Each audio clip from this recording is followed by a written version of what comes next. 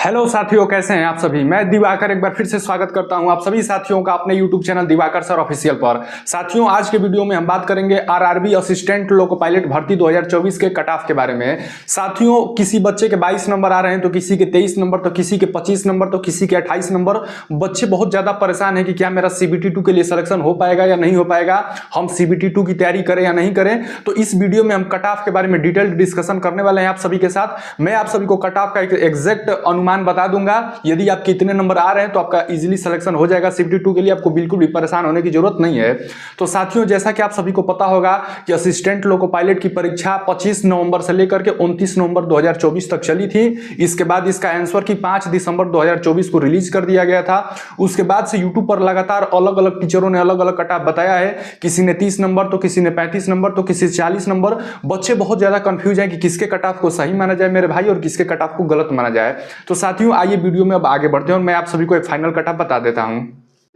साथियों, assistant loco pilot के लिए टोटल 19 लाख से लगभग अधिक फॉर्म भरे गए थे और जिसमें कि जो बच्चे वहां प्रेजेंट रहे पेपर में CBT 2 के लगभग 70% बच्चों ने परीक्षा दिए हुए हैं। यानी कि 19 लाख का लगभग आप जब 70% निकालेंगे मेरे भाई तो वो होकर गए आ जाएगा 13,30,000 लगभग बच्चों ने पेपर दिया हुआ है। और आप सभी को पता होगा कि भर्ती जो टोटल आई थी असिस्टेंट लोको पायलट की, वो आई हुई थी 18,799 पोस्ट। और आप सभी को यह भी पता होगा कि CBT 2 के लिए 15 गुना बच्चों को पास किया जाना है। तो जब अब 18,799 जो टोटल पोस्ट आया है, इसमें अब 15 का गुणा करके जब भाग लगाएंगे 13,30,000 में, तो पर सीट का कंपटीशन आ जाएगा।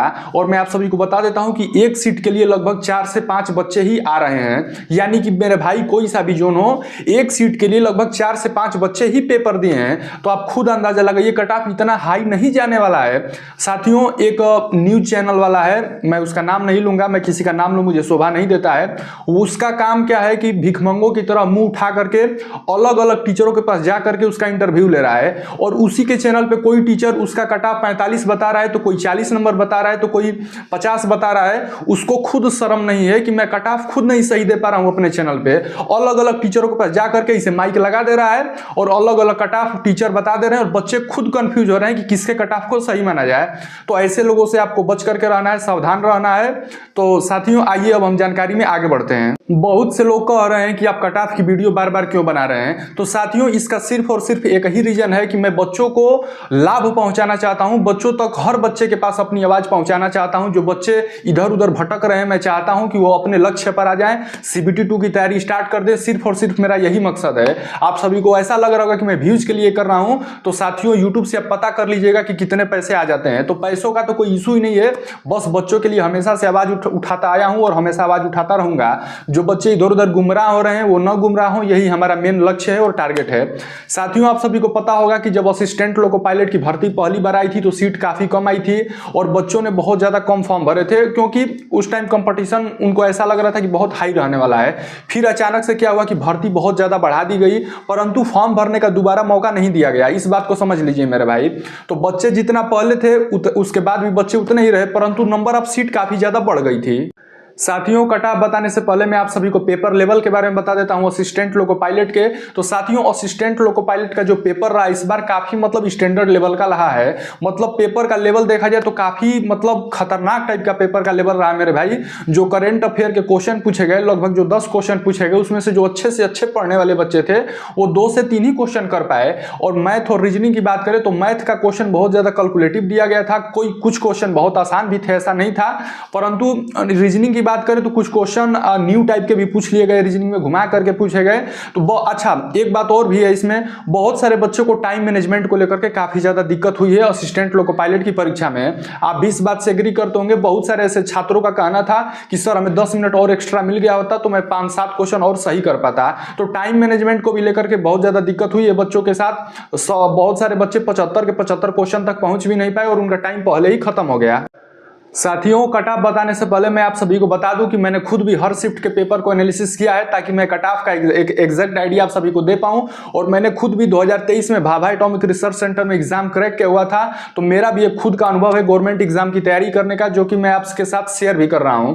तो साथियों, पिछली बार की बात करें तो जो रेलवे असिस्टेंट लोको पायलट की वैकेंसी आई थी, तो आप सभी को पता होगा कि रेलवे को 15 गुना बच्चे भी नहीं मिल पाए थे कि वो CBT 2 के लिए बच्चों को मतलब अपीयर करा पाए।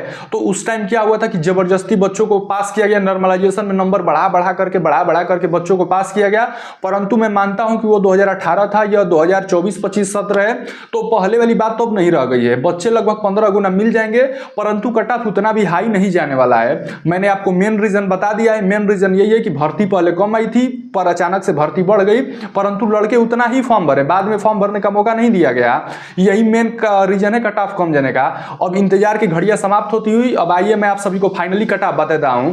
तो साथियों, यदि आप अनरिजर्व कैटेगरी से आते हैं, यदि आप जनरल कैटेगरी से आते हैं, और ये मैं रॉ मार्क्स बता रहा हूं, यानी कि मार्क्स विदाउट नॉर्मलाइजेशन, यदि कट पिट के इतने आ रहे हैं मेरे भाई, यदि 40 नंबर आपके आ रहे हैं और यदि आप जनरल कैटेगरी से आते हैं, तो भाई हाथ जोड़ करके विनती है CBT 2 की तैयारी स्टार्ट कर दीजिए, वरना बाद में पछताने के सिवा कुछ नहीं आपके पास बचने वाला है। इधर उधर की बातों में गुमराह मत होइए, यही मेरा मकसद है वीडियो बनाने का।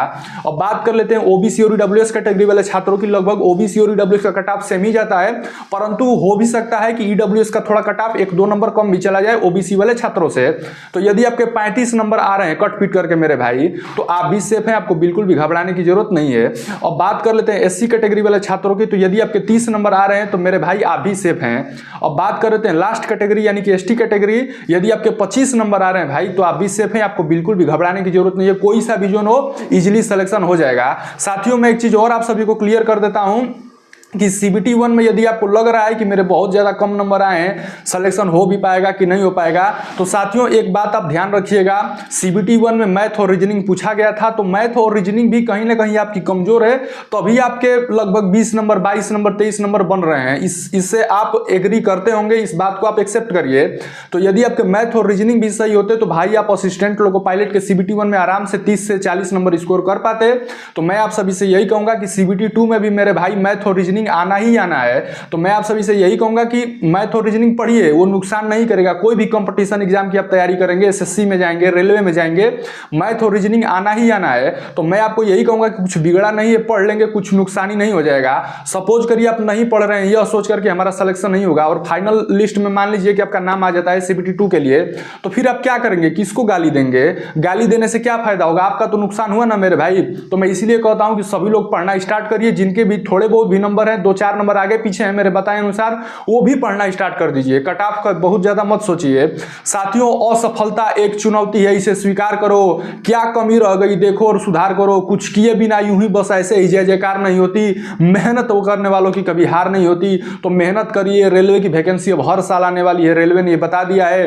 इस बार नहीं तो अगला बार सही, लेकिन हम नौकरी लेकर के रहेंगे। साथियों, चैनल पर नए आए हैं तो प्लीज चैनल को सब्सक्राइब कीजिएगा, इस वीडियो पे एक प्यारा सा लाइक कीजिएगा। मिलेंगे दोबारा कुछ और भी अच्छी इंफॉर्मेशन के साथ, तब तक के लिए जय हिंद, वंदे मातरम।